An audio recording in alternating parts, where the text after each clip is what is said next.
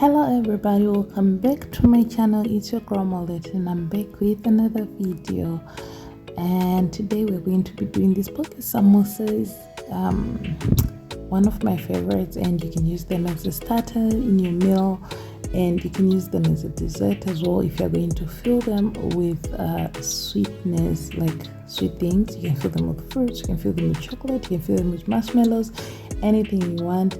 So here I was replying to the comment that came here. As you can see, she's asking for a video of for the ingredients for the recipe. So here is the recipe. We put 2 cups of flour and 1 cup of water. Whatever cup you're going to use, whichever cup you're going to use, you use the same cup for your flour and your water. And once you're done with that, with the measurements for the flour and the water, the measurements of your yeast has to be 1 teaspoon of yeast is equal to 2 cups of flour and 1 teaspoon of salt. So that's the most important thing about the dough, and you have to make sure that your dough is not thin at all, like you saw in on my dough. It's not thin, it's thick.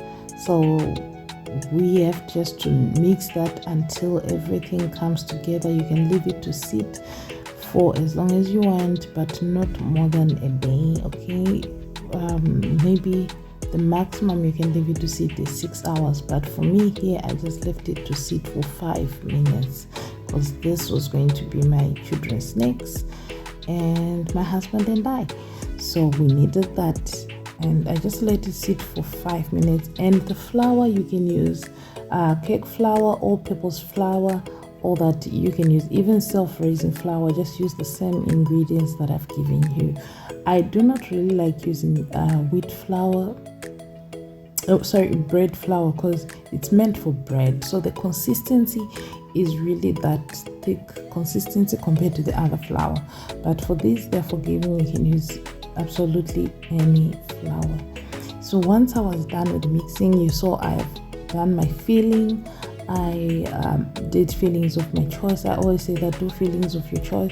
For us, these were just going to be snacks, and I had polony laying around.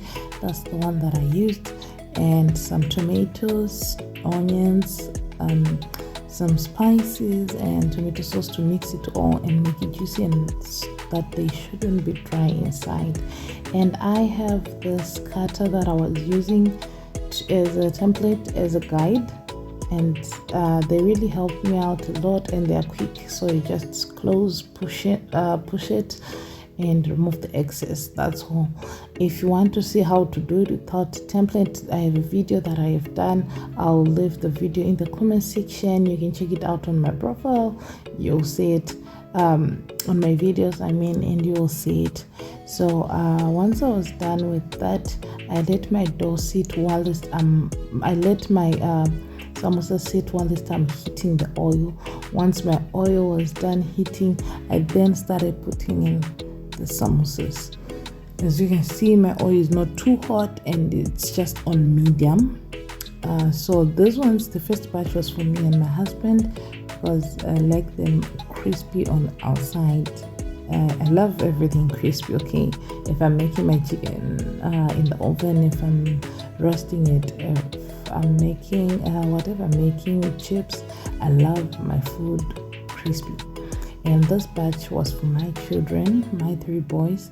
I didn't make it that crispy so that they can manage to just enjoy it since they're still tender. So if you've reached this far, please subscribe to my channel, turn on your notification bell. Every time I post something new, you'll be able to see.